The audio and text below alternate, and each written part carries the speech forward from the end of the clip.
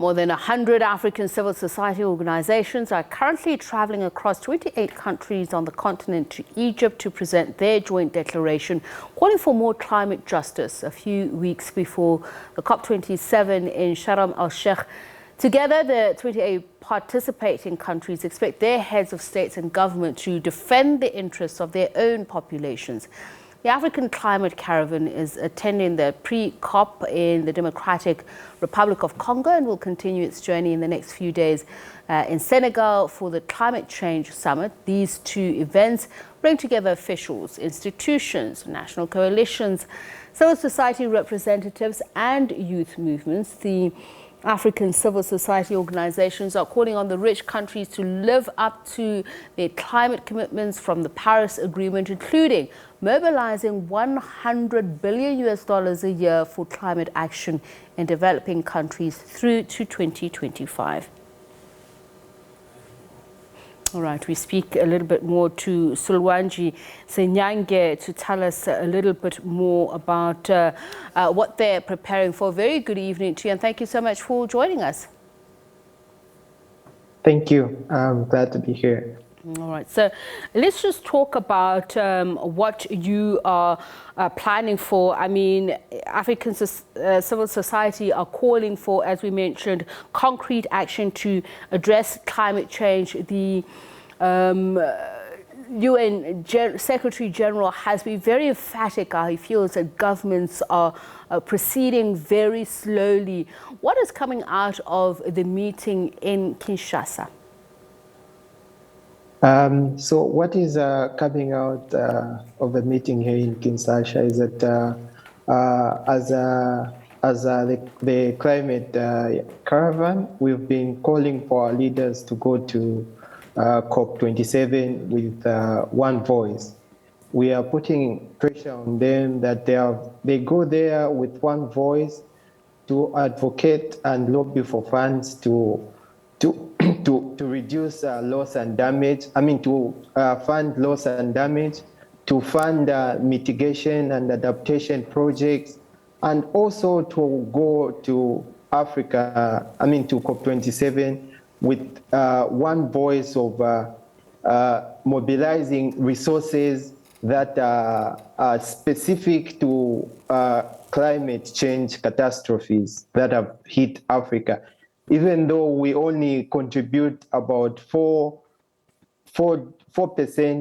to the global emissions, but we are the most hit. So we want the Paris Club we are lobbying for the Paris Club to pay for all these damages that we are suffering as African countries. I mean, the issue of reparations has been front and center for a lot of African countries, particularly at some point it seemed like developed nations were inching closer to, honoring some of their commitments. We hear now that it looks like the new Prime Minister of Britain, Liz Truss, is looking to walk back on some of those commitments in Egypt.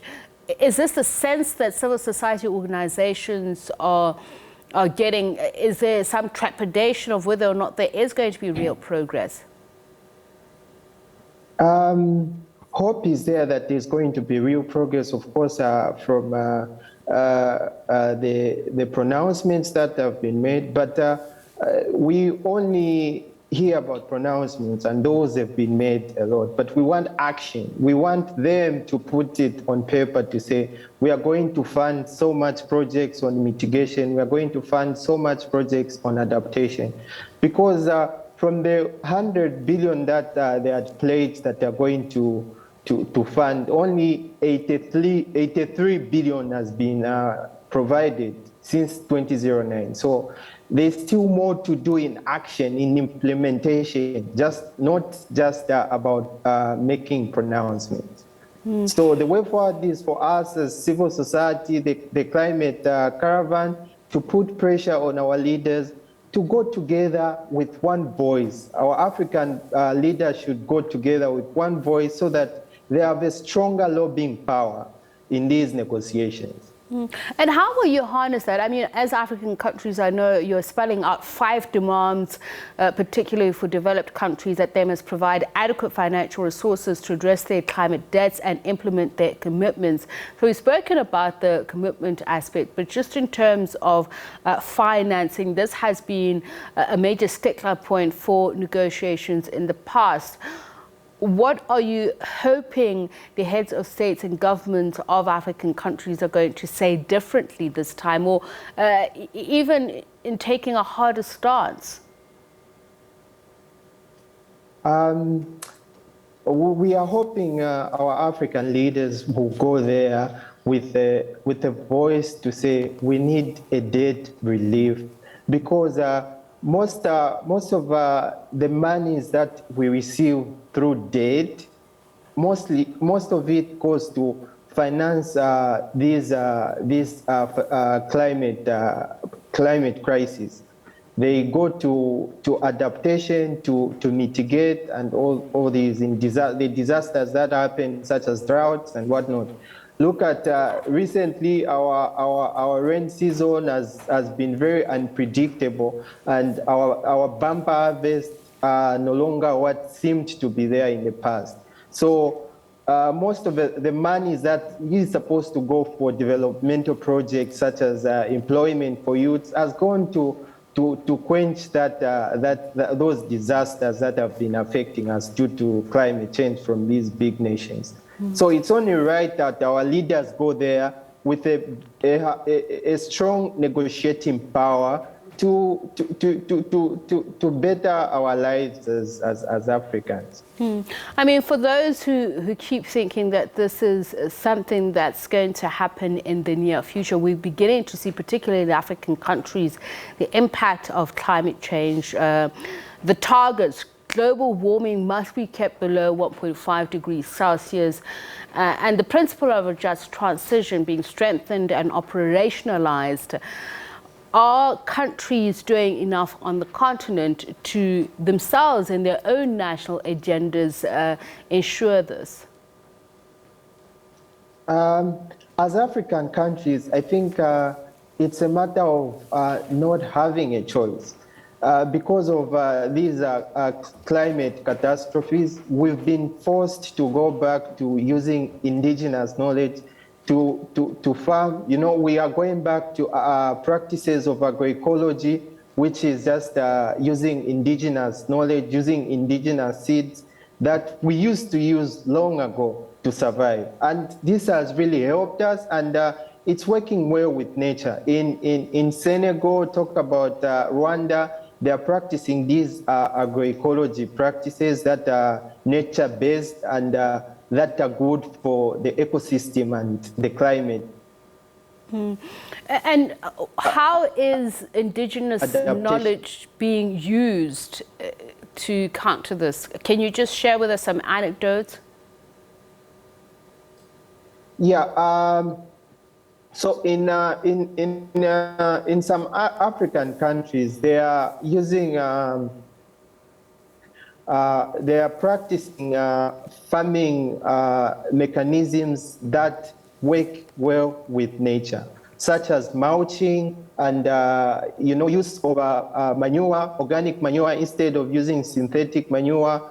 They are using local seeds instead of using hybrid, and it's working well. And there's much knowledge transfer from country to country, which is working well. Of course, there is no one-size-fit implementation plan, so it has to fit with the local climate conditions. So such projects as mulching, use of organic fertilizer from animals, and those are the major projects, indigenous projects that are working well for most African countries. Now, just looking at some of the targets that we're talking about, particularly when it comes to the global targets, developed countries must reduce their emissions by 50%, or that was the goal, by 2017. Has anything changed in terms of that goal, or are we regressing? From my point of view, I think we're retrogressing in a way because I think there's so much inaction from us who are mostly hit by these catastrophes. So it seems like the big nations are relaxed because our voices are not very amplified for them to feel how we are feeling down here in Africa. So I think, like I said, I would like to reiterate my words to say there is need to put pressure on our leaders to go as one voice so that the lobbying voice from our leaders will be stronger.